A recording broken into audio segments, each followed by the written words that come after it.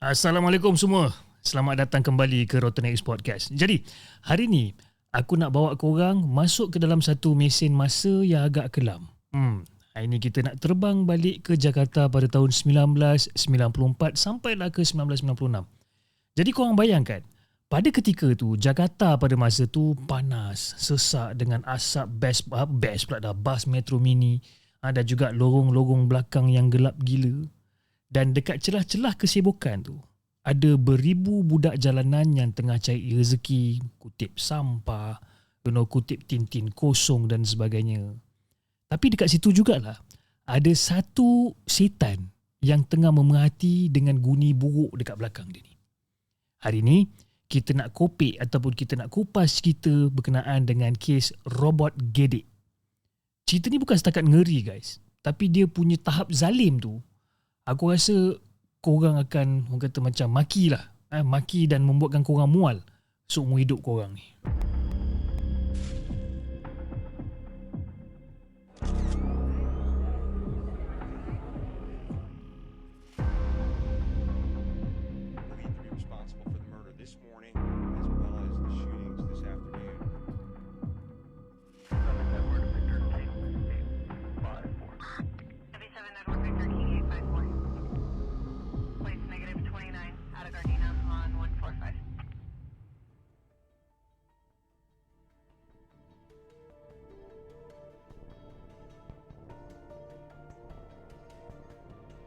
Okay guys, siapa sebenarnya robot ni? Okay, nama asal dia adalah Siswanto. Tapi dunia ataupun masyarakat Indonesia ni mengenali dia sebagai robot gedek ataupun robot gedek lah. Dia ni mamat, orang kata pengutip sampah yang merayau dekat area Jakarta Pusat. Dan kenapa orang panggil dia ni robot? Sebab cara dia jalan tu kaku, tegak kan? Macam tak ada, orang kata macam tak ada sendi tulang ataupun macam tak ada inilah. Macam ni kalau dia jalan macam kita kan, kita ada macam ni kan. Apa engsel Aku pun tak tahu lah apa dia orang panggil ni. Tapi dia macam jalan tegak apa semua kan. Dengan kepala dia selalu duduk geleng-geleng, bergerak sendiri macam ada wire shot dekat belakang otak dia ni. Tapi korang kena tahu tau, dekat orang kata di sebalik muka dia yang nampak macam blur, yang nampak macam kesian ni, ada sejarah hitam dekat Pekalongan ni. Masa kecil, dia sendiri kena abuse teruk dengan bapa dia. Trauma tu bukannya jadi pengajaran, tapi dia simpan. Dia simpan jadikan baja untuk setan yang tengah membesar dekat dalam diri dia ni. Jadi bila orang kata dia dah dewasa, dah merantau ke Jakarta, dia mula cari mangsa yang invisible.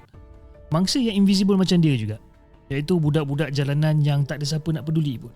Okay, budak-budak gelandangan lah lebih kurang. Jadi kekejaman dia ni, aku rasa dia di luar batas akal manusia tau. Okay, sekarang ni aku nak korang bayangkan korang bayangkan yang betapa ngerinya apa yang mamat ni buat. Dan aku takkan tapis satu pun detail, sebabkan korang kena tahu betapa binatangnya mamat ni. Siswanto ni, dia bukanlah orang kata macam bunuh, suka-suka bunuh sebab dendam ke apa, tidak. Tapi dia bunuh orang ni macam seorang pemburu yang tengah orang kata unboxing hasil tangkapan dia ni. Kau tengok, aku nak bercerita pun menggigil aku ni. Okay? Jadi bila dia dah berjaya umpan budak-budak ni dengan duit sebanyak RM500 ataupun nasi bungkus, dia akan bawa budak-budak ni pergi ke kawasan semak-semak Samun dekat Kemaroyan tu. Kemaroyan. Itu Meroyan Kemayoran. Okay? Dia bawa budak-budak ni masuk dekat area situ, ataupun bangunan-bangunan terbengkalai yang orang kata yang dah gelap, yang dah bergabuk ni. Lepas tu dia bagi budak-budak ni lalok dulu. Dia bagi budak-budak ni lalok dengan orang kata dengan menghidugam lah. Jadi budak-budak ni pun macam ni lah, bukannya tahu apa pun, letak gam dalam plastik apa semua, duk dia bagi hidugam. Lepas budak-budak ni dah stone, budak-budak ni dah lalok, dia mula lepaskan nafsu binatang dia. Apa dia buat? Dia akan meliwat budak tu tanpa belas kasihan guys. Dia akan liwat tanpa belas kasihan. Dan dia akan liwat dalam keadaan mangsa separuh sedar dan tak mampu nak menjerit minta tolong pun. Mangsa tengah sedar, dia liwat. Kau bayangkan budak ni. Tapi itu baru permulaan. Bila nafsu dia dah puas, dia akan ambil pisau ataupun parang yang disimpan dekat dalam beg guni sampah dia tu, tanpa rasa ragu-ragu guys. Tanpa rasa ragu-ragu macam orang potong bawang dia kelar leher budak-budak tu sampai putus surat nyawa. Dia kelar darah terpancut-pancut darah dia. Tapi dia tak biarkan macam tu je. Bila dia dah kelar budak ni, darah dah bermancut, dia akan tadah darah ni. Dia adalah macam cawan ke mangkuk ke wallahualam. Dia akan tadah. Dia akan minum darah ni yang masih panas tu macam orang tengah minum air sirap. Macam orang tengah minum air sirap. Kan orang tengah minum air sirap macam tengah penat-penat balik kerja. Macam tu. Tak ada sap dia minum. Sebab kenapa? Dia percaya yang darah budak-budak suci ni akan bagi dia satu tenaga yang luar biasa dan membuatkan dia awet muda. Tak cukup dengan tu. Tak cukup dengan tu. Okay, ni aku detail lagi sikit. Tak cukup dengan tu. Dia akan belah perut mangsa daripada atas dada ni, dia belah sampai dekat pusat. Sebiji macam cara orang siang ikan kat pasar. Sap dia belah macam ni. Dia selup tangan dia. Dia masuk dekat area perut mangsa ni, dia selup, dia belik organ dalaman dengan rasa bangga. Kan? Dan ada kes di mana dia kerat alat kelamin mangsa untuk disimpan dalam guni dia sebagai trofi kemenangan dia. Korang bayangkanlah betapa sick mamat ni. Dan dia buat benda ni bukan sekali dua guys. Tapi sekurang-kurangnya 12 kali yang dia mengaku. Yang dia mengaku 12 kali.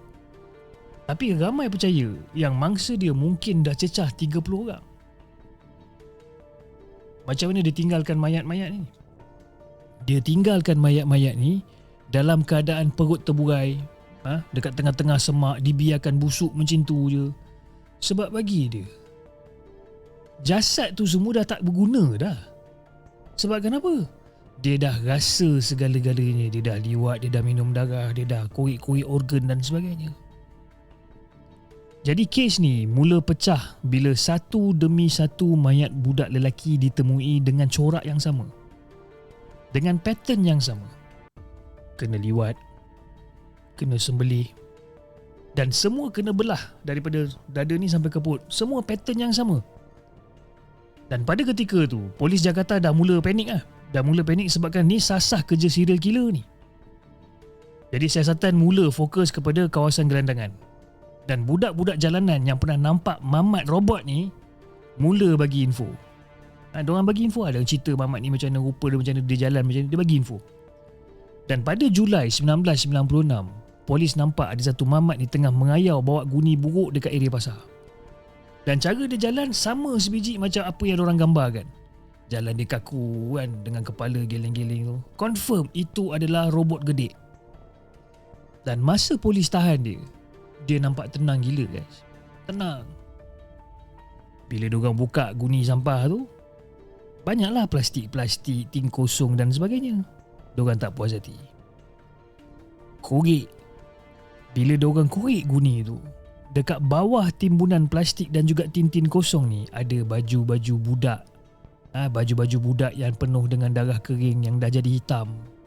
Dan itu adalah bukti yang paling nyata yang mamat ni sebenarnya adalah setan yang tengah menyamar menjadi seorang manusia yang homeless ataupun manusia yang melarat ni lah.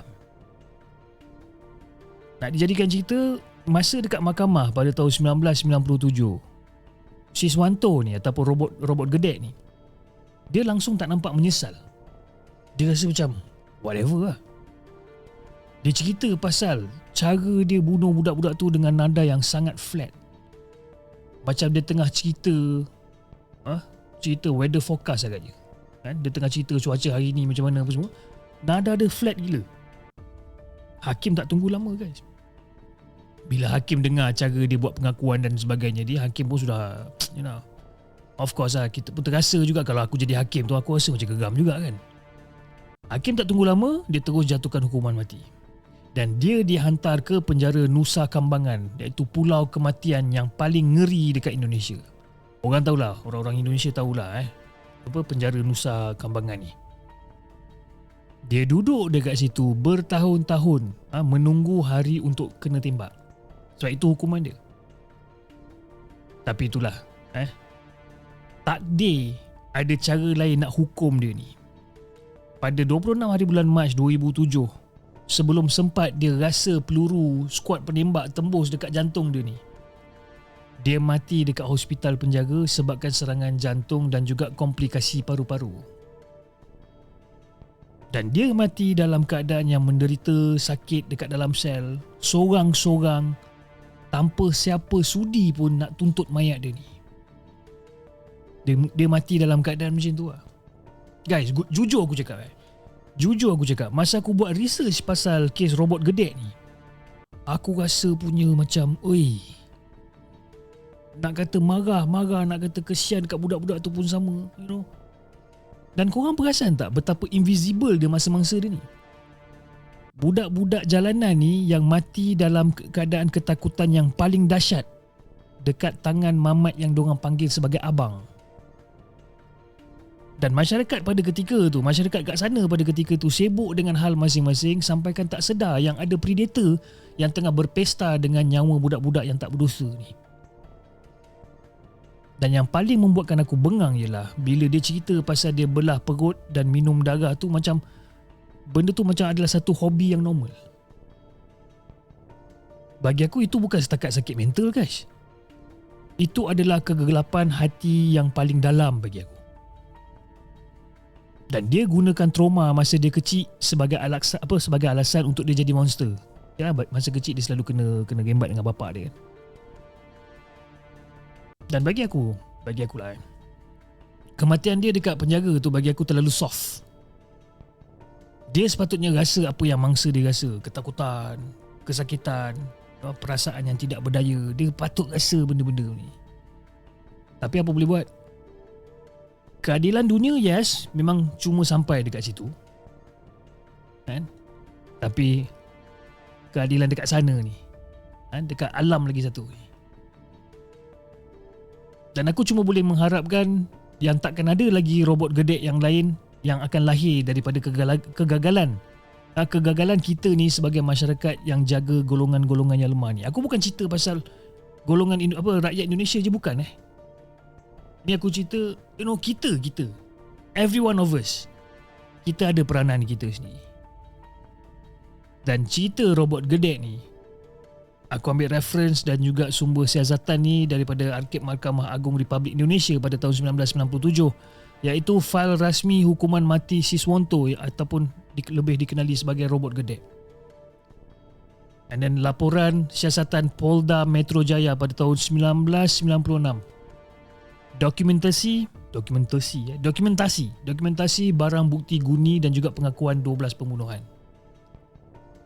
Lagi satu dekat Arkib Berita Kompas ataupun Tempo, Arkib Berita Kompas dan Tempo 1996 ke 2007. Laporan kronologi penangkapan sehingga hari kematian di Nusa Kambangan.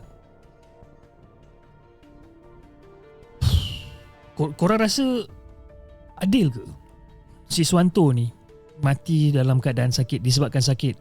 Ataupun korang rasa lagi puas kalau katakan dia kena tembak depan halayak ramai ni?